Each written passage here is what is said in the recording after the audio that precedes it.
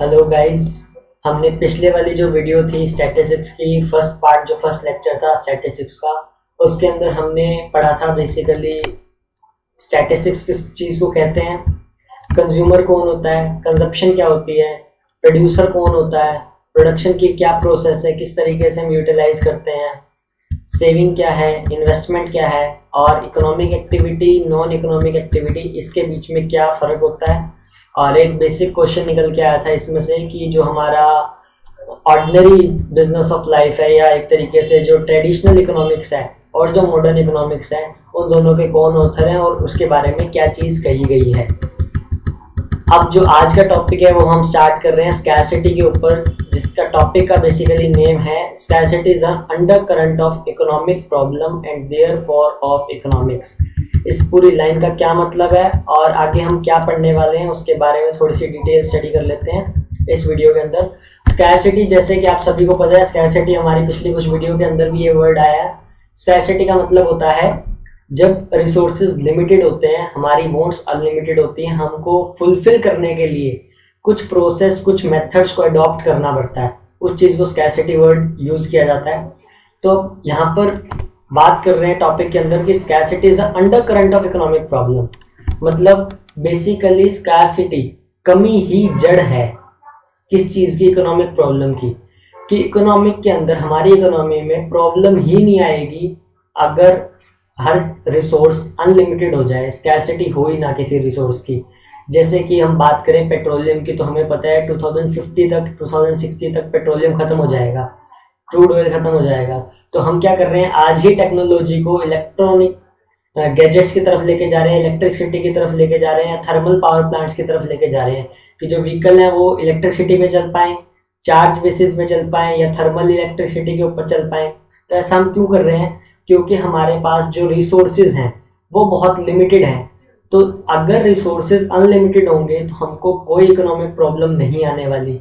Current situation की भी अगर बात करें तो हमारे पास ना तो मास्क अवेलेबल है बल्क क्वांटिटी में, ना ही हमारे पास वेंटिलेटर अवेलेबल है। तो ये सारी चीज प्रॉब्लम क्यों आ रही है? क्योंकि रिसोर्सेज स्कार्स हैं।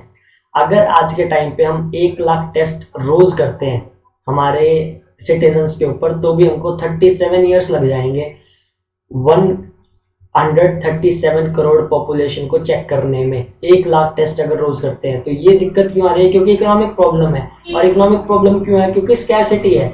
हमारी पॉपुलेशन बहुत बड़ी है जबकि हम टेस्ट जो है वो बहुत कम लेवल पे कर पा रहे हैं।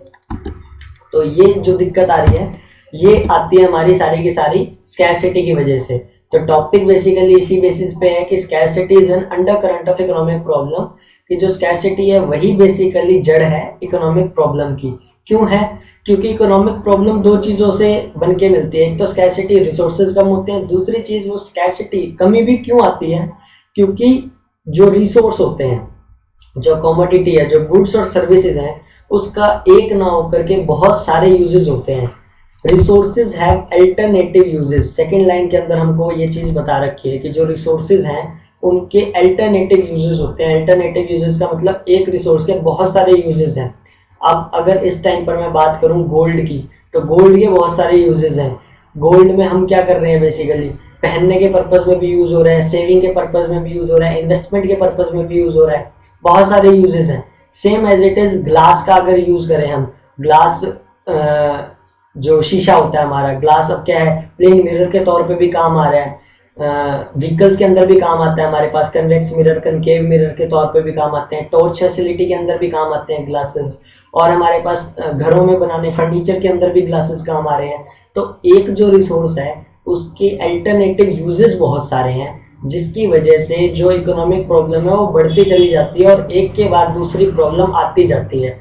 अगर हम कुछ ऐसे रिसोर्सेज के ऊपर वर्क करें जो कि एंडलेस हो जाएं, जैसे कि बहुत क्लोज डिपार्टमेंट होते हैं गवर्नमेंट के जिसके ऊपर गवर्नमेंट वर्क करती है, जैसे कि न्यूक्लियर पावर प्लांट है। अब न्यूक्लियर जो एनर्जी होती है वो बहुत छोटी लेवल की होती है, मतलब कि उसका जो पार्टिकल है वो बहुत स्मॉल एरिया में होता है, एक तरीके से बहुत छोटा होता है, बट उसकी जो पावर है वो एक्सट्रीम लेवल पे होती है, बहुत ह्यूज पावर कंटेन करता है। उसके जो एटॉमिक पार्टिकल है बॉम्बार्डिंग करते हैं एक तरीके से। तो ये सारी चीज़ें क्यों होती हैं? क्योंकि वहाँ पर क्या है कि हमारे पास जो पावर है उस एनर्जी के अंदर या उस एक मेटल के अंदर या उस एक कमोडिटी के अंदर, तो वो इतनी ज़्यादा है कि जितने सारे कंपाउंड मिलके भी वो इकट्ठी एनर्जी नहीं क्रिएट करने वाले। तो यहाँ पर क्या हमारे पास आ जाती है कि उस रिसोर्स के यूजेस बहुत सारे हो सकते हैं। उसको इलेक्ट्रिसिटी को जनरेट भी करवाया जा सकता है, उससे बॉम्बार्डिंग भी हो सकती है, बॉम्ब भी बनाया जा सकता है, उससे हमारे पास रिसोर्सेज को बढ़ाया भी जा सकता है और रिसोर्सेज को ख़त्म भी किया जा सकता है। तो इसलिए न्यूक्लियर एनर्जी का जो डिपार्टमेंट है वो गवर्नमेंट का अपने पास है, गवर्नमेंट अपने पास रखती है। तो सेम यही चीज़ें आ जाती हैं कि जब तक रिसोर्सेज के यूजेस बढ़ते चले जाएंगे हमारी इकोनॉमिक प्रॉब्लम बढ़ने वाली है। तो सीधी सीधी चीज़ हमारे पास यही आ जाती है कि जो हमारी प्रॉब्लम है या जो इकोनॉमी है वो अच्छे से रन इसी वजह से नहीं कर पाती कि हमारे जो गुड्स होते हैं उसके यूजेस बहुत ज़्यादा होते हैं। अगर हम एक गुड्स को एक ही जगह पे यूटिलाइज करें तो उसकी कभी कमी नहीं होने वाली। ये बहुत सी चीज़ें हैं जो इसको रेडिकल वे में हम देख सकते हैं और प्रॉब्लम कर सकते हैं। इसके अंदर जो और प्रॉब्लम, दूसरी प्रॉब्लम आती है वो हमारे पास ये आती है कि जो लिमिटेड मीन्स हैं, मतलब कि कुछ ऐसी रिसोर्स हैं हमारे पास जो बहुत लिमिटेड हैं, फिर भी उनके जो यूजेस हैं बहुत अल्टरनेटिव हैं, बहुत सारे यूजेस हैं। ग्लास का एग्जांपल ले सकते हैं, किसी भी मिनरल सब्सटेंस का एग्जांपल ले सकते हैं कि जिसके बहुत लिमिटेड मीन्स हैं। अब जैसे क्रूड ऑयल का ले लिया तो क्रूड ऑयल क्या है, हम खुद से एकदम से नहीं बना सकते। 150 से 200 साल कई बार लग जाते हैं, कई बार 500 साल लग जाते हैं उसको क्या फॉसिल फ्यूल से क्रूड ऑयल तक बनने में। तो अब ये क्या है, हमारे पास इकोनॉमिक प्रॉब्लम है कि जो एलोकेशन है रिसोर्सेज की वो बड़ी लिमिटेड है। हर कंट्री में क्रूड ऑयल नहीं है, हर कंट्री में पीने वाला वाटर भी साफ नहीं है। हमारे कंट्री में हम अगर डिग करते हैं तो वाटर की प्योरिटी ठीक है, यहाँ पर वाटर निकल के आता है अगर हम डिग करते हैं वेल्स को, और दुबई साइड में अगर हम करते हैं तो वहाँ पे क्रूड ऑयल निकल के आ रहा है। तो हर एक जो कंट्री है उसके अंदर रिसोर्सेज डिफरेंशियल बेसिस के ऊपर, जोग्राफिकल और डेमोग्राफिक बेसिस पे डिफरेंट एबल कर रखे हैं। तो यहाँ पर बेसिकली क्या है कि जो एलोकेशन है वो रिसोर्सेज की अलग अलग है, हर कंट्री के पास सब कुछ नहीं है। ग्लोबलाइजेशन लेवल पे आपको एक दूसरे के साथ खड़ा होना ही पड़ेगा, जिसकी वजह से जो इकोनॉमिक प्रॉब्लम है वो इंक्रीज हो जाती है, क्योंकि रिसोर्सेज हर कंट्री के पास उतने नहीं है जितनी सामने वाली कंट्री या एक तरीके से सबके पास है। तो यहाँ पर किस कंट्री के पास कोई एक मिनरल ज़्यादा है, किसी कंट्री के पास दूसरा मिनरल ज़्यादा है, तो हमको क्या करना पड़ता है, इसी वजह से ग्लोबलाइजेशन को लेके चलना पड़ता है और साथ में लिबरलाइजेशन का साथ में लेके चलना पड़ता है। मतलब कि दो कंट्रीज को साथ में वर्क करना पड़ता है अगर उनके सिटीजन्स को उनको लॉन्ग लाइफ एग्जिस्टिंग देनी है। तो ये सारी चीज़ें आ जाती हैं हमारी रिसोर्सेज एलोकेशन के ऊपर। और दूसरा प्रॉब्लम ऑफ चॉइस के ऊपर। प्रॉब्लम ऑफ चॉइस क्या होती है, ये हमने पिछली वाली वीडियो के अंदर भी देखा था कि प्रॉब्लम ऑफ चॉइस, चॉइस का मतलब क्या होता है। जैसे कि वीडियो इसमें बुक के अंदर एग्जांपल दे रखा है हमको कि सपोज हमारे पास 10 रुपीज़ का एक नोट है, उस 10 रुपये से चाय भी आ सकती है, कॉफ़ी भी आ सकती है, कोल्ड ड्रिंक भी आ सकती है। डिपेंड करता है कि हमारा टेस्ट क्या है, हमारी प्रेफरेंसेस क्या हैं, और डिपेंड करता है कि हमारी चॉइस क्या है। अब यहाँ पर प्रॉब्लम ऑफ चॉइस आ जाती है कि 10 रुपीज़ में ये 3 चीज़ें अवेलेबल हैं, कप चाय भी है, टी भी है, कॉफ़ी भी है और कोल्ड ड्रिंक भी है। हम तीनों में से हम क्या ले सकते हैं, तो वो डिपेंड करेगा कि हमारे को इस टाइम पर हमारी जो बेसिक रैशनल डिसीजन क्या है, मतलब हम हमारे माइंड में क्या सोचते हैं। इन तीनों में से जो चीज़ हमको पसंद होगी हम इन तीनों में से उस ऑप्शन को गैदर करने वाले हैं या उस ऑप्शन को चूज़ करने वाले हैं। तो यहाँ पे भी प्रॉब्लम ऑफ चॉइस आ जाती है कि हो सकता है इन तीनों में से तीनों रिसोर्सेज अवेलेबल हो हमारे पास, या फिर हो सकता है इन तीनों में से एक ही ऑप्शन अवेलेबल हो। अब हो सकता है मेरे पास कोल्ड ड्रिंक और कॉफ़ी इस टाइम पर ना अवेलेबल हो, 10 रुपये में मिल सकती है बट घर के अंदर नहीं पड़ी या अभी यहाँ पर अवेलेबल नहीं है, तो मेरे को थोड़ा सा दूर जाना पड़ेगा इसके लिए। तो मैं सोचता हूँ कि चलो ठीक है 10 रुपीज़ में चाय तो है अवेलेबल इस टाइम पर, तो हम चाय ले लेते हैं। तो यहाँ पर आ जाती है प्रॉब्लम ऑफ चॉइस कि आपके पास कई बार चॉइसेस होंगी, कई बार चॉइसेस नहीं होंगी लाइफ के अंदर, पर हमको देखना है कि हमारी प्रॉब्लम में जो है वो है कंज्यूमर बिहेवियर। हमारा बिहेवियर कैसा है, लोगों को देखने का नज़रिया कैसा है, उन चीज़ों के ऊपर डिपेंड करेगी कि जो हमारे रिसोर्सेज जो हमारे पास है वो चीज़ें क्या वो पर्याप्त हैं हमारी लाइफ के लिए या नहीं है। अब देखने की बात यह है कि सपोज़ मैं 10,000 रुपीज़ पर मंथ कमाता हूँ या 50,000 पर मंथ कमाता हूँ, अगर मेरा खर्चा ही 5,000 रुपये पर मंथ का है तो मुझे 50,000 कमाने की ज़रूरत नहीं है। क्योंकि मैं 10,000 में भी वहाँ पे काम चला सकता हूँ, क्योंकि यहाँ पर बात आ जाती है प्रॉब्लम ऑफ चॉइस की, कि अगर मेरी चॉइस ही नहीं है, मैं 5,000 से ऊपर खर्चा कर ही नहीं सकता, तो बात ही खत्म हो जाती है, 50,000 कमाने की नीड ही नहीं है। तो यहाँ पर क्या है कि रिसोर्सेज, हमारे पास बहुत सारी सेइंग्स हैं बहुत सारे ऑथर्स की, कि जो रिसोर्सेज हैं वो ह्यूमैनिटी पे वर्क करते हैं, या एक तरीके से कंडक्ट किए जाते हैं ह्यूमैनिटी पे। पैसा ज़रूर आपका है, बट जो रिसोर्सेज हैं वो कंट्री के हैं या ह्यूमैनिटी के हैं, तो इसको हम वेस्ट नहीं कर सकते। अगले टॉपिक पे चलते हैं कि इकोनॉमिक प्रॉब्लम की एक्यूरेट अगर डेफिनेशन हम देना चाहेंगे तो क्या डेफिनेशन हो सकती है इकोनॉमिक प्रॉब्लम की। तो it is a problem of choice arising on account of the fact that resources are scarce and these have alternative uses। Economic problem क्या है और इकोनॉमिक प्रॉब्लम के हिसाब से उसको किस तरीके से डिफाइन किया जा सकता है। तो इकोनॉमिक प्रॉब्लम जो है वो प्रॉब्लम ऑफ चॉइस है बेसिकली, जो किस बेसिस पे निकल के आती है, जब रिसोर्सेज कम होते हैं और उनके अल्टरनेटिव यूजेस होते हैं, बहुत सारे यूजेस होते हैं, इस वजह से इकोनॉमिक प्रॉब्लम होती है। किसी भी चीज़ की प्रॉब्लम लगा लो, वो क्यों होगी, या तो वो कम होगा या फिर दूसरी चीज़ है उसके यूजेस बहुत ज़्यादा होंगे या बहुत सारे होंगे। मिल्क का एग्जांपल ले सकते हैं हम। मिल्क जो है वो अभी इस टाइम पे क्वांटिटी अच्छी है उसकी, पर जैसे अगर उसका रेट जो है वो कम हो जाए, सस्ता हो जाए, 10 रुपये हो जाए या 20 रुपये हो जाए, तो हम क्या करने वाले हैं, उसको कहीं पे भी यूज़ कर लेंगे, पनीर बना लेंगे, उसका मलाई बना लेंगे, ऐसी बहुत सारी चीज़ें हैं जो दूध से बन सकती हैं। हम क्या करेंगे, उसकी डिमांड इंक्रीज़ कर देंगे क्योंकि अब वो सस्ता मिलने स्टार्ट हो गया। तो इकोनॉमिक प्रॉब्लम यहीं पर अराइज होती है कि वो महंगा क्यों है, आज दूध 60 रुपये, 70 रुपये, 50 रुपये लीटर क्यों है, क्योंकि रिसोर्सेज जो हैं वो लिमिटेड हैं। एकदम से हम बल्क स्टडी नहीं कर सकते कि आपकी जितनी डिमांड बढ़ रही है एकदम से हम उसकी कैपेसिटी को इंक्रीज नहीं कर सकते, धीरे धीरे डिमांड के साथ सप्लाई को इंक्रीज करना पड़ता है, और इसी वजह से इकोनॉमिक प्रॉब्लम एक बार के लिए राइज होती है मार्केट के अंदर। इस टाइम पे कैश की कमी है कि अगर हम जाते हैं बैंक के अंदर तो एक दिन में 49,000 50,000 से ऊपर हम नहीं निकलवा पा रहे, बेशक हमारे पास पैन कार्ड है, इन अपोजिट ऑफ चेक। अगर चेक नहीं है तो नॉर्मल डॉक्यूमेंट से, विड्रॉल फॉर्म से अगर आपको निकलवाने हैं तो आप क्या कर पा रहे हो, 49-50,000 आप निकलवा पा रहे हो। तो कैश की कमी है क्योंकि हर बंदा बैंक में आ रहा है कैश निकलवाने। इस टाइम पे कैश की हर एक बंदे को नहीं है, जो सेविंग उसने कर रखी है, जो इन्वेस्टमेंट उसने कर रखी है, वो डिस इन्वेस्टमेंट में कन्वर्ट करवा रहे हैं लोग, क्योंकि इस टाइम पे लिक्विडिटी की ज़रूरत है कंट्री को, क्योंकि और पैसा कहीं से आ नहीं रहा है, और जो पैसा है उससे हम अपने क्या कर रहे हैं, लिमिटेड वांट्स, जो हमारी जितने भी वांट्स हैं, नेसेसिटी हैं, डिज़ायर्स हैं, उनको कंप्लीट करने की कोशिश कर रहे हैं, जिंदा रहने की कोशिश कर रहे हैं, एग्जिस्टेंस लाइफ की बनाने की कोशिश कर रहे हैं हमारे आसपास। तो इस वजह से भी इकोनॉमिक प्रॉब्लम आ रही है। तो ये सारी की सारी चीज़ें जो है वो नॉर्मल लाइफ, जो हमारी डे टू डे लाइफ होती है, रूटीन वर्क, उससे रिलेटेड है। सारी की सारी टर्मिनोलॉजीज किसी भी टॉपिक को, किसी भी डेफिनेशन को नॉर्मल लाइफ या टुडे लाइफ, आज की लाइफ के साथ जोड़ के आप पढ़ सकते हो या आप उसको समझ सकते हो। इस चीज़ के अंदर पैराग्राफ के अंदर हमको दिखा रखा है इसमें कि economy is essential, the study of economic problem. जो इकोनॉमिक्स होती है हमारी, वो बेसिकली इकोनॉमिक प्रॉब्लम का स्टडी बताती है, मतलब इकोनॉमिक प्रॉब्लम के बारे में बताती है कि इकोनॉमिक प्रॉब्लम ये क्यों आई, और अगर आई है तो इसका क्या सॉल्यूशन है। सॉल्यूशन भी ये देने वाली है।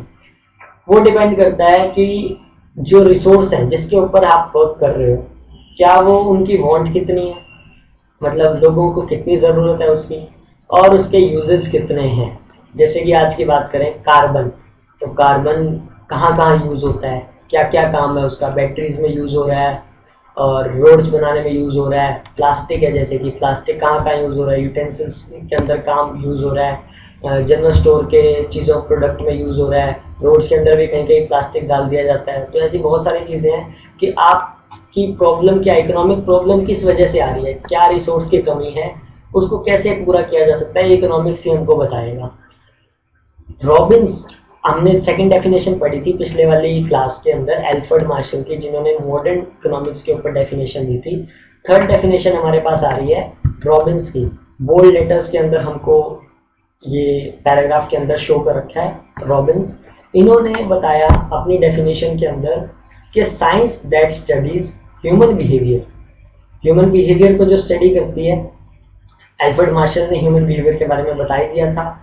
जो हमारे एडम स्मिथ थे, उन्होंने सिर्फ ये बताया था कि हमारी अनलिमिटेड वांट्स को कैसे लिमिटेड रिसोर्सेज है फुलफिल कर सकते हैं, सिर्फ इतनी सी चीज़ बताई थी। अब रॉबिन्स क्या कह रहे हैं, अ साइंस, ये एक साइंस है, क्या बताती है ये, ह्यूमन बिहेवियर के बारे में बताती है, और ह्यूमन बिहेवियर के साथ साथ रिलेशनशिप को बताती है, किसके बीच में, दो चीज़ों के बीच में, between ends and scarce, means कि रिसोर्सेज कब खत्म होने वाले हैं और कितनी कमी है। जैसे कि हमको कैसे पता चला कि पेट्रोलियम 2050 या 2060 तक खत्म हो जाएगा, हमको कैसे पता चला, आज के टाइम पे ब्लड की रिक्वायरमेंट है, स्वास्थ्य मंत्रालय ने कहा, हमारे MOHPW ने, हमारी जो हेल्थ मिनिस्ट्री है उन्होंने कहा कि आज जो डोनर्स हैं वो आएँ, क्योंकि ब्लड डोनेशन कैंप्स वगैरह नहीं लग रहे, तो ब्लड की रिक्वायरमेंट है। तो ये कहाँ से पता चल रहा है कि 10 दिन में ब्लड खत्म हो जाएगा, 20 दिन में ब्लड खत्म हो जाएगा, ये पता चल रहा है हमको डिमांड से, कि लोग कितनी डिमांड करते हैं ब्लड की। एक्सीडेंटल जितने केस आ रहे हैं या जितने भी अभी कोरोना के केस आ रहे हैं उसमें ब्लड की रिक्वायरमेंट पड़ रही है नहीं पड़ रही, सर्जरी के कुछ केसेस है उसमें रिक्वायरमेंट है या नहीं है। तो उसके अंदर हमारे पास क्या चीज़ें हैं कि डिमांड जितनी है उसके हिसाब से हम सप्लाई कितने दिन तक कर पाएंगे या कितनी कर रहे हैं हम रोज़। तो ये सारी चीज़ें कौन बता रहा है, इकोनॉमिक्स से तो बता रही है हमको कि डिमांड कितनी हो रही है और सप्लाई हम कितनी कर रहे हैं। तो इसके बीच में रॉबिन्स ने जो एक अपनी डेफिनेशन दी है वो एक्यूरेट मानी जाती है अब तक की। इन्होंने क्या कहा कि एक साइंस है इकोनॉमिक्स भी, ह्यूमन बिहेवियर की स्टडी करती है, और ह्यूमन बिहेवियर के अंदर ये क्या चीज़ बताती है कि जो रिसोर्स आप यूज़ कर रहे हो उस रिसोर्स को कब खत्म होने वाले हैं, एंड कब होने वाले हैं, और उसका अल्टरनेटिव यूज़ क्या है, स्कैरसिटी कब है, कमी कब होने वाली है, कितने दिनों में वो लोग ख़त्म हो जाएंगे, वो रिसोर्स ख़त्म हो जाएंगे। ये सारी चीज़ें बताने का काम इकोनॉमिक्स से है, क्योंकि रिसर्च जो है वो हम इकोनॉमिक्स को आगे लेके चलते हैं और इकोनॉमिक्स के बेसिस पे ही हम रिसर्च करते हैं। अब हम बात करते हैं आगे, इकोनॉमिक्स हमने देख ली, उसके कंपोनेंट्स की बात कर रहे हैं। इकोनॉमिक्स के 3 कंपोनेंट्स होते हैं। किसी भी इकोनॉमिक प्रॉब्लम, कोई भी इकोनॉमिक प्रॉब्लम हमारे अगर आती है तो वो 3 बेसिस पे आती है। या तो हमको दिक्कत आ रही होती है कंजप्शन में या तो कमी हो गई या बढ़ गई कंजप्शन, इकोनॉमिक प्रॉब्लम आएगी। इकोनॉमिक प्रॉब्लम का मतलब क्या था हमारा कि कोई भी रिसोर्स हमको मिल नहीं पा रहा, कोई भी चीज़ हमको मिल नहीं पा रही। आज अगर खाने की चीज़ अगर ख़त्म हो गई है मार्केट में, या फिर आज हम कहें कि कैश खत्म हो गया है, तो वो किस वजह से हुआ है, 3 वजह से हुआ होगा। या तो लोगों ने कंजप्शन बढ़ा दिया, लोगों ने डिमांड एकदम से बढ़ा दी है, लोग कंज्यूम ज़्यादा करने लगे हैं, या फिर प्रोडक्शन खत्म हो चुकी है, सप्लाई नहीं हो रही। सारे जो सिटीज़ हैं वो अपने आप में लॉकडाउन होकर बैठी हैं, सारी स्टेट सील होकर बैठी हैं, तो प्रोडक्शन नहीं हो रही। प्रोडक्शन हो रही है तो उसकी डिस्ट्रीब्यूशन नहीं हो रहा। थर्ड पॉइंट आ जाता है हमारे पास डिस्ट्रीब्यूशन का, कि कोई भी इकोनॉमिक प्रॉब्लम आएगी तो वो क्या होगी, या तो कंजप्शन इंक्रीज कर दी, लोगों ने डिमांड बढ़ा दी, या प्रोडक्शन कम हो चुकी है, प्रोडक्शन नहीं हो रही, या फिर थर्ड प्रोडक्शन भी हो रही है, कंजप्शन भी हो रही है, बट डिस्ट्रीब्यूशन नहीं हो रही, लोगों तक पहुंचा नहीं पा रहे हम सामान। प्रोडक्शन एक जगह कोई बंदा बैठा है वो प्रोड्यूस कर रहा है, दूसरी जगह बंदा खरीदने के लिए बैठा है उस चीज़ को, बट डिस्ट्रीब्यूशन चैनल अच्छा नहीं है। दिल्ली में कोई सामान बन रहा है, हमको यहाँ पर चाहिए, दिल्ली से यहाँ पर आ नहीं सकता क्योंकि लॉकडाउन हो रखा है, सारा का सारा सिस्टम सील हो रखी है, सारी की सारी जो डिस्ट्रिक्ट्स हैं या जो बॉर्डर्स हैं वो सील हो रखे हैं, तो डिस्ट्रीब्यूशन चैनल नहीं है। तो ये सारी की सारी दिक्कतें आ जाती हैं जिसकी वजह से इकोनॉमिक प्रॉब्लम अराइज होती है। अब इन तीनों प्रॉब्लम्स को हम डिटेल में स्टडी कर लेते हैं कि कंजप्शन क्या होती है, वो क्या रोल प्ले करती है इकोनॉमिक प्रॉब्लम में, प्रोडक्शन का क्या रोल होता है, और डिस्ट्रीब्यूशन का क्या रोल होता है इकोनॉमिक प्रॉब्लम में, अगर कोई इकोनॉमिक प्रॉब्लम कंट्री के ऊपर आती है। तो सबसे पहले हम बात कर रहे हैं कंजप्शन की। कंजप्शन बेसिकली कंज्यूमर से रिलेटेड है, कि कंज्यूमर जो है उसका एक बिहेवियर होता है कि वो नॉर्मल किसी चीज़ की रिक्वायरमेंट है तो वो नॉर्मल पूरे साल उसको उतनी रहने वाली है। जैसे कि इस टाइम पर वीट की और राइस की जो डिमांड है वो काफ़ी इंक्रीज़ हो गई है, क्योंकि ये जो सीज़न होता है ये इसका सोइंग का सीज़न होता है, कटिंग का सीज़न होता है। तो इस टाइम पे लोग क्या करते हैं, पूरे 12 महीने का या पूरे साल का जितना भी उनका अनाज होता है, जो भी उन्होंने खाना होता है, उसको वो स्टोर करके रख लेते हैं अपने घरों में, ताकि आगे जब फर्दर प्राइसेस बढ़ें 6 महीने बाद, 8 महीने बाद, 10 महीने बाद, तो उनके पास उनको दिक्कत ना हो अपने जो बेसिक रिसोर्स हैं, जो नेसेसिटी है उसको लेने में, उसको कंज्यूम करने में। उस टाइम पे उनको उनका इतना फाइनेंशियल बर्डन इंक्रीज ना हो। तो ये सारी चीज़ें देखते हैं हम कंजप्शन में। तो कंज्यूमर बेसिकली क्या स्ट्रैटेजी के हिसाब से चलता है, कोई भी कंज्यूमर हो चाहे वो, कि उसने अगले 1 हफ्ते में क्या कंज्यूम करना, क्या उसके पास उतना सामान है या नहीं है। क्योंकि कंज्यूमर जो है वो सवर्न मार्केट को इंक्रीज करता है, मतलब किंग होता है मार्केट का। उसने जो चीज़ डिमांड करनी है वो बड़ी सोच समझ के करने वाला है, क्योंकि उसके पास लिमिटेड पैसा है या लिमिटेड वेल्थ है, लिमिटेड रिसोर्सेज हैं, तो उसको वो देख के खर्च करता है कि कौन से सामान के ऊपर, कौन सी कमोडिटी के ऊपर, कौन से रिसोर्स के ऊपर मैं खर्च करूं जिससे कि मेरी सेटिस्फेक्शन मैक्सिमम हो पाए, जिससे मैं फुल्ली सेटिस्फाई हो पाऊँ, जितना मैं मैक्सिमम हो सकता हूँ इस अमाउंट ऑफ मनी से या इस अमाउंट ऑफ वेल्थ से। वो हमारी आती है कंजप्शन प्रोसेस के अंदर, क्योंकि हर एक के पास जो इनकम है वो लिमिटेड है। और कंज्यूमर बिहेवियर को स्टडी करते हैं हम कंजप्शन के अंदर कि अगर कोई इकोनॉमिक प्रॉब्लम आ रही है, सपोज आपकी कंट्री में इकोनॉमिक प्रॉब्लम है या आपके बिजनेस के अंदर भी अगर कोई इकोनॉमिक प्रॉब्लम है, तो सबसे पहली चीज़ आप कंजप्शन के बारे में सोचिए कि आपकी इकोनॉमिक प्रॉब्लम क्यों आई है। सपोज आपका बिजनेस नहीं चल रहा, तो बिजनेस क्यों नहीं चल रहा, क्या कस्टमर कम हो गए हैं। सबसे मेन चीज़, जो सबसे पहली चीज़ हम देखते हैं वो यही देखते हैं कि क्या कस्टमर कहीं और तो नहीं जा रहे हैं, उनका टेस्ट तो नहीं बदल रहा। तो सबसे पहली चीज़ हमको यही देखनी होती है इकोनॉमिक प्रॉब्लम में कि कंजप्शन प्रोसेस ठीक चल रही है या नहीं चल रही। अगर कंज्यूमर किसी और टेस्ट की तरफ जा रहा है तो हमको क्या करना पड़ेगा, अपनी इकोनॉमिक प्रॉब्लम के हिसाब से उसका सोल्यूशन ढूंढना पड़ेगा। सपोज मेरा होटल है, तो पहले लोग आते थे होटल में खाना खाने, अब क्या कर रहे हैं, वो ऑनलाइन डिलीवरी करना चाह रहे हैं, ऑनलाइन डिलीवरी पे घर पे ही सामान मंगवाना चाह रहे हैं। मेरे पास कोई ऐसा चैनल है नहीं जिसके थ्रू मैं उनके घर पे पहुंच पाऊँ, तो मेरी क्या हो गई, सेल डिक्रीज होनी स्टार्ट हो जाएगी, इकोनॉमिक प्रॉब्लम आएगी, वेल्थ की कमी आएगी, पैसे की कमी आएगी।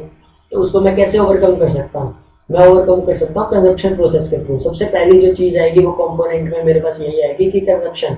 मैं ये चेक करूँगा कि मेरे नंबर ऑफ कस्टमर तो कहीं कम नहीं हो रहे, और अगर कम हो रहे हैं मुझे पता चल गया इस चैनल का कि मेरे जो कस्टमर हैं वो कम हो रहे हैं क्योंकि उनको होम डिलीवरी चाहिए। अब होम डिलीवरी तो मेरे पास नहीं थी, तो मैं क्या कर सकता हूँ, एक चैनल लेके आ सकता हूँ होम डिलीवरी के लिए, एक नंबर लेके आ सकता हूँ, या फिर जो होम डिलीवरी जो ऐप्स कर रही हैं मैं उनके साथ कोलैबोरेशन कर सकता हूँ, कोऑर्डिनेट कर सकता हूँ उनको। तो मेरी यहाँ पर इकोनॉमिक जो प्रॉब्लम थी या जो लॉस हो रहा था या जो प्रॉफिट कम हो रहा था उसको मैं ओवरकम करके वापस से बढ़ा सकता हूँ। तो सबसे पहली जो चीज़ है आपको ध्यान रखना है इकोनॉमिक प्रॉब्लम के टाइम पे कि क्या आपकी कंजप्शन लेवल ठीक चल रही है या नहीं चल रही। इसको हम बोलते हैं, लास्ट में बता रखा है, कंजप्शन थ्योरी। इसको जो बात की जाती है, ये बात की जाती है कंजप्शन थ्योरी के बारे में कि अगर कोई इकोनॉमिक प्रॉब्लम आ रही है तो सबसे पहले हम कंजप्शन थ्योरी को देखते हैं कि क्या हमारी कंजप्शन अच्छी चल रही है या नहीं चल रही, क्या हमारे जो कस्टमर्स हैं वो हेल्थ वाइज ठीक हैं या नहीं है, जो भी चीज़ें हम उनको प्रोवाइड कर रहे हैं क्या वो हेल्थ वाइज ठीक चल रही है या नहीं चल रही, क्या हम एडल्ट्रेशन तो नहीं कर रहे हैं उन चीज़ों में। तो सबसे पहली चीज़ अपने कंजप्शन को बेटर रखो, कंजप्शन थ्योरी के बेसिस पे अपने कस्टमर्स को वेल एंड गुड रखो, उनको आफ्टर सेल सर्विसेज दो, ये सारी जितनी भी चीज़ें हैं वो सारी की सारी दो जितनी मैक्सिमम आप अपने कस्टमर्स को दे सकते हो। तो ये हम डिस्कस करते हैं इकोनॉमिक प्रॉब्लम के अंदर सबसे पहली जो चीज़ थी वो थी कंजप्शन। अब अगर कंजप्शन भी आपने चेक कर ली फिर भी आपकी कोई इकोनॉमिक प्रॉब्लम आ रही है, तो दूसरा कंसेप्ट हम जो चेक करते हैं हमारी इकोनॉमिक प्रॉब्लम के अंदर वो होता है हमारा प्रोडक्शन का, कि जो प्रोड्यूसर है, जो हम हैं, हम प्रोडक्शन कर रहे हैं, क्या हमारी जो इनपुट आउटपुट जो क्वालिटी है, जो एडल्ट्रेशन है या जो भी हमारा प्रोडक्ट है, क्या वो उसकी प्रोडक्शन ठीक चल रही है।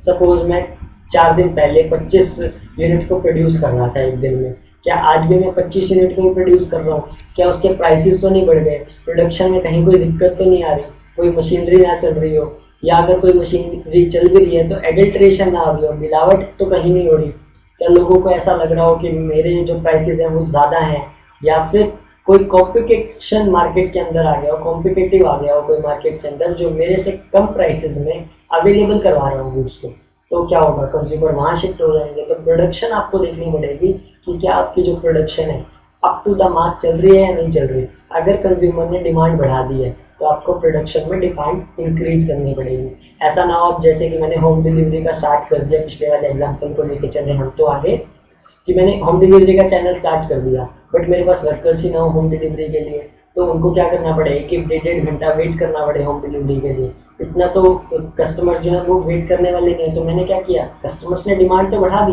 मेरे चैनल अपग्रेड करते ही, बट मैं प्रोडक्शन जो है वो थोड़ी सी इंक्रीज कर पाया, अप टू द मार्क नहीं कर पाया मैं, तो प्रोडक्शन में ये दिक्कत भी आ जाएगी। इसको प्रोडक्शन थ्योरी बोलते हैं, जो हमारे को लास्ट में इधर बताया गया प्रोडक्शन थ्योरी। इस प्रोडक्शन थ्योरी के अंदर हम बेसिकली क्या चीज़ देखते हैं कि हमको मैक्सिमाइज कैसे करना है profit. Mid of the paragraph के अंदर हमारे पास बात बताई गई है मैक्सिमम रेवेन्यू की, so that their profit, profit का मतलब क्या होता है, रेवेन्यू माइनस कॉस्ट। रेवेन्यू मतलब टोटल जितने अमाउंट ऑफ मनी आपके पास आ रही है बेच के सारा सामान, उसमें से अपनी जो टोटल कॉस्ट, आपका जितना भी खर्चा लग रहा है उसको माइनस कर दो, प्रॉफिट निकल के आ जाएगा आपका। जैसे कि आज मैंने अगर इन्वेस्टमेंट की है 1200 रुपये की, और 1200 रुपये से मैंने शाम को जब मैंने देखा तो मेरे पास 1500 रुपीज़ पड़े थे। इसका मतलब मैंने सुबह 1200 रुपये लगाए थे किसी एक बिजनेस में, और शाम को मैंने चेक किया तो 1500 रुपीज़ उसमें पड़े थे। इसका मतलब 300 रुपीज़ का मेरा प्रॉफिट हो गया। टोटल रेवेन्यू मेरा था 1500 का, टोटल कॉस्ट मेरी थी 1200 की, 300 का मेरा क्या हो जाएगा, प्रॉफिट। तो प्रोडक्शन जो होती है, या जो प्रोडक्शन थ्योरी होती है, या जो प्रोड्यूसर होता है, वो हमेशा प्रॉफिट को इंक्रीज करने के बारे में सोचता है, और इसी थ्योरी के बेसिस पे हम अपनी जितनी प्रॉब्लम्स हैं उनको सॉल्व कर सकते हैं। अगर कंजप्शन में कोई दिक्कत आ रही है, कंज्यूमर ने अगर डिमांड बढ़ा दी है, तो अगर कंजप्शन थ्योरी ठीक चल रही है हमारी, तो दूसरे स्टेप पे हम चेक करते हैं प्रोडक्शन की थ्योरी को, कि क्या हमारी जो प्रोडक्शन थ्योरी है या जो प्रोडक्शन है वो अच्छे से चल रहा है या नहीं चल रहा। यहाँ पे हम जो है प्रोड्यूसर के बिहेवियर के बारे में बात करते हैं, जो हम पिछली स्टेप में कंज्यूमर के बिहेवियर के ऊपर बात कर रहे थे। यहाँ पे हम प्रोड्यूसर के बिहेवियर के ऊपर बात करते हैं कि प्रोड्यूसर क्या सोच रहे हैं, प्रोडक्शन करना चाह रहा है, ज़्यादा प्रॉफिट कमाना चाह रहा है, सोशल वेलफेयर करना चाह रहा है, एम्प्लॉयमेंट देना चाह रहा है, टैक्स भरना चाह रहा है, क्या करना चाह रहा है, वो मार्केट को एक्वायर करना चाह रहा है, करना क्या चाहता है। एग्जाम्पल के तौर पे शाओमी है, वीवो है, ओप्पो है, MI है, ये सारे के सारे बेसिकली एक हब है चाइना के अंदर, एक हब है। ये सारे के सारे जितने भी कंपनीज हैं, एक ही ओनर बेसिकली है इनका, जो बोर्ड ऑफ डायरेक्टर्स या बोर्ड ऑफ मैनेजर जिनको बोलते हैं, वो एक ही तरीके के लोग हैं, एक ही ग्रुप ऑफ लोग हैं ये सारे के सारे। बट इन्होंने क्या कर दिया, अपने अलग अलग कंपनीज बना दी हैं, 4, वीवो अलग बना दी, ओप्पो अलग बना दी, MI अलग बना दी, शाओमी अलग बना दी। हर एक की अपनी अलग रेंज है फोन्स की, वन प्लस अलग बना दी, हर एक की अपनी अलग रेंज है, हर एक के अपने अलग फीचर्स हैं। ओप्पो वीवो बिल्कुल कॉन्ट्राडिक्ट चलते हैं, बट हैं दोनों एक ही ओनर के।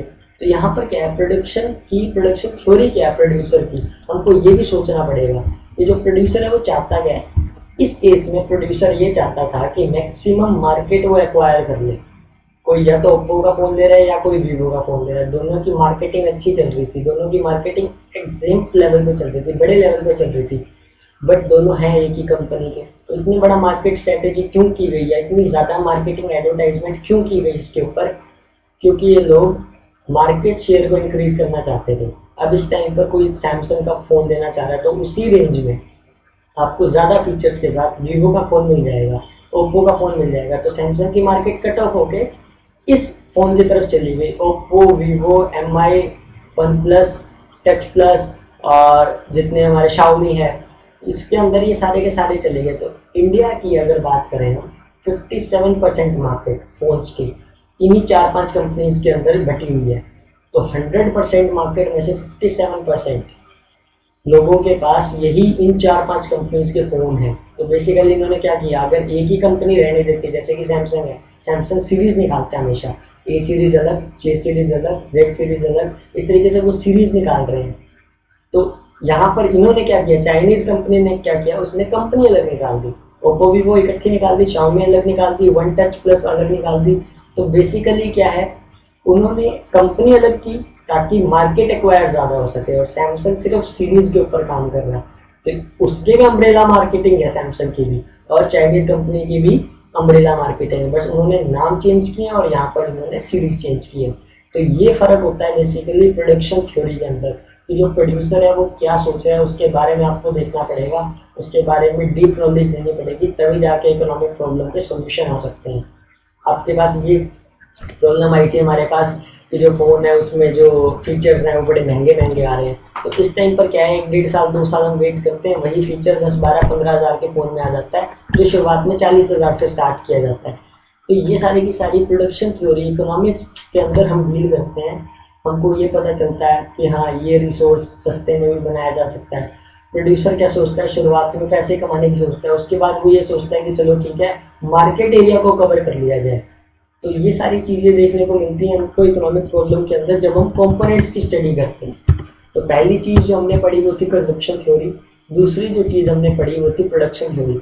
अब सपोज इकोनॉमिक प्रॉब्लम अभी भी ख़त्म नहीं हुई, तो हम बात करेंगे डिस्ट्रीब्यूशन चैनल के बारे में, कि हमने बात की कि कंज्यूमर भी ठीक ठाक चल रहा है, कंजप्शन प्रोसेस भी अच्छी चल रही है हमारी, और प्रोडक्शन थ्योरी भी अच्छी चल रही है। प्रोड्यूसर जो है वो भी अच्छा है, वो भी अपनी मैक्सिमम आउटपुट दे पा रहा है, प्रॉफिट अच्छा कमा पा रहे हैं। फिर भी कहीं ना कहीं दिक्कत आ रही है, इकोनॉमिक प्रॉब्लम राइज हो रखी है।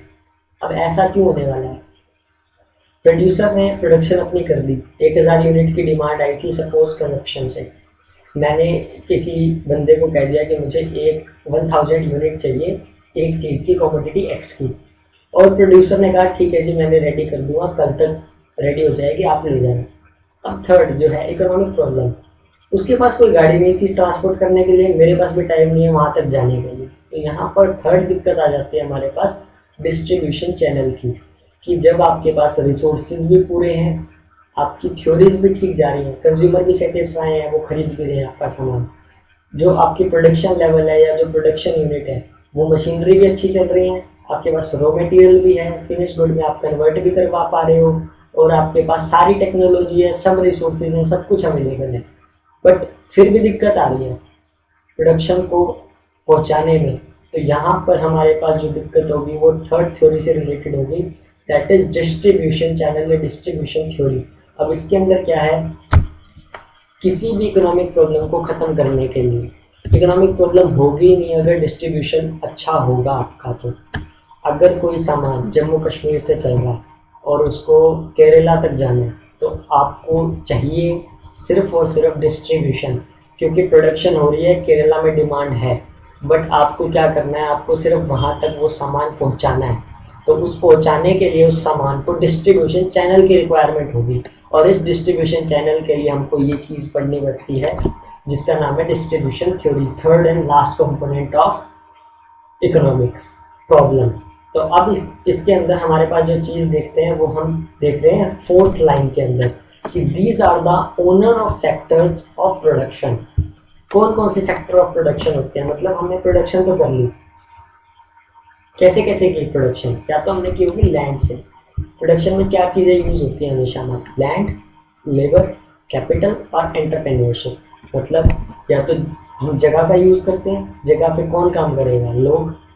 हम हमेशा प्रोडक्शन बढ़ाएंगे किन से, लोगों के सारे। और क्या करेंगे हम, कैपिटल, पैसा भी रिक्वायरमेंट होगा, और एंटरप्रेन्योरशिप, एंटरप्रेन्योरशिप मतलब मैनेजमेंट और लोगों के दिमाग की ज़रूरत होगी हमको।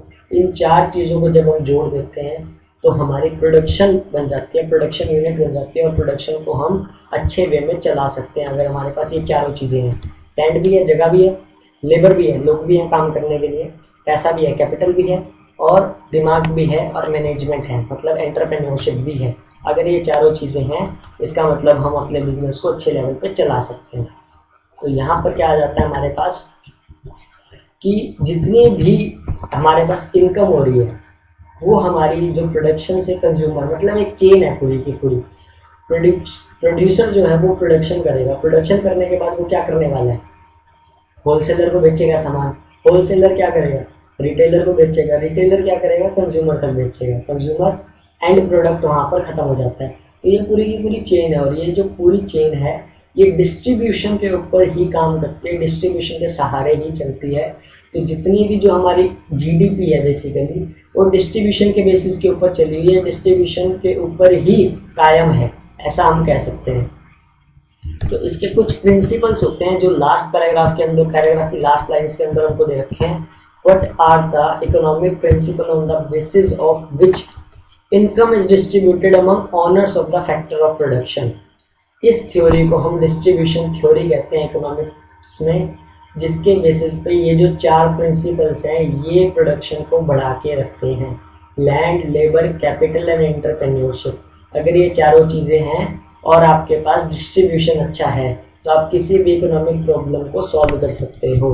जैसे कि आपने कहीं पे किसी भी चीज़ की डिमांड करनी है तो वो आप तक आ जाएगा। जैसे कि हम बात करते हैं मारुति सुजुकी की, तो अगर आप वहाँ पर कोई सर्विस सेंटर नहीं है, पहाड़ों में हम चले जाते हैं, एड्स देखते हैं मारुति सुजुकी की, तो वो बेसिकली क्या कहते हैं, एक नंबर हमको दे रखा है, उन्होंने प्रोवाइड कर रखा है कि आप इस नंबर पे कांटेक्ट कीजिए। आप इंडिया में किसी भी जगह पे हो, वेदर आप सर्विस सेंटर के पास हो या नहीं हो, विदिन 2 to 3 आवर्स आपके पास बंदा आ जाएगा, मैकेनिक आ जाएगा जो आपकी गाड़ी को ठीक कर देगा। तो बेसिकली उन्होंने क्या किया, रीच बढ़ा दिया, अपनी कैपेसिटी को इंक्रीज कर दिया। अब ये पॉसिबल क्यों हुआ, प्रोडक्शन उनके पास, मारुति सुजुकी के पास प्रोडक्शन एंडलेस है, काफ़ी बड़ी प्रोडक्शन यूनिट है, कंजप्शन भी बहुत है, लोग खरीद भी बहुत रहे हैं। बट कई बार वो क्या कर रहे हैं, मारुति सुजुकी की जगह किसी और यूनिट या किसी और कंपनी की तरफ भी जाने की कोशिश करें, तो उसको हम कैसे रोक सकते हैं, उसको हम रोक सकते हैं डिस्ट्रीब्यूशन चैनल के थ्रू। इन्होंने क्या किया, एक ऐड निकाली, एक ऐसे सेटिस्फैक्टरी सिस्टम निकाला जिसके अंदर इन्होंने क्या कहा, आप कहीं पे भी फंस जाओ, हम क्या करेंगे 2 से 3 घंटे में आपके पास मैकेनिक भेज देंगे। तो कंजप्शन जो कहीं और शिफ्ट हो रहे थे कंज्यूमर, उन्होंने क्या सोचा कि ठीक है गाड़ी तो इनकी भी, हम यहाँ पर क्या करें, डिस्ट्रीब्यूशन चैनल अच्छा है इनका, अगर हम कहीं फंस जाते हैं एटलीस्ट ये मदद तो कर देंगे हमारी। तो यहाँ पर क्या 2 से 3 घंटे में आपके पास अगर मैकेनिक आ रहा है, कहीं पे भी आप फंसे हो, तो यहाँ पर क्या हो गया, आपका डिस्ट्रीब्यूशन चैनल स्ट्रॉन्ग हो गया। यहाँ से आपके कंज्यूमर्स का जो फेथ है आपके ऊपर, बिजनेस के ऊपर, वो इंक्रीज होगा, जो कि इवेंचुअली हेल्प करेगा आपकी प्रोडक्शन में, प्रॉफिट को इंक्रीज करने में। तो ये सारी की सारी चीज़ें हम देखते हैं इसके अंदर। अगले जो पैराग्राफ है उसके अंदर मेजर जो 3 कंपोनेंट्स हैं वो बताए गए हैं। 3 कंपोनेंट जो इकोनॉमिक्स के हैं वो हमारे पास यही हैं, कंजप्शन, प्रोडक्शन एंड डिस्ट्रीब्यूशन। ये तीनों तरीके की हमने थ्योरी पढ़ ली है, consumption theory, production theory and distribution theory. अब जो बात आती है कि जो इंडस्ट्री है हमारी, माइक्रो इकोनॉमिक्स के अंदर जो हम डील करते हैं, माइक्रो इकोनॉमिक्स के अंदर जो स्टडी करते हैं हम वो बात करते हैं सिंगल इंडस्ट्री, सिंगल यूनिट के बारे में। तो इसके अंदर सारी की सारी जो एनवायरमेंटल चीज़ें हैं, एनवायरमेंट है पूरा का पूरा, वो इन्हीं 3 कलेक्टिव रिसोर्सेज के अंदर बटा हुआ है, प्रोडक्शन, कंजप्शन और उसके बीच में डिस्ट्रीब्यूशन चैनल। तो इसी के बीच में ये पूरा का पूरा सिस्टम जो है वो बटा हुआ है। तो इन्हीं 3 मेजर कंपोनेंट से हमारी इकोनॉमी चलती है, और इकोनॉमी में कोई भी दिक्कत आती है, प्रॉब्लम आती है, तो इसी 3 थ्योरी के बेसिस पे हम किसी भी प्रॉब्लम का सॉल्यूशन निकाल सकते हैं। तो आज के लिए इस वीडियो के अंदर इतना ही। अगली वीडियो के अंदर हम अगले टॉपिक्स को डिस्कस करने वाले हैं। So thank you guys.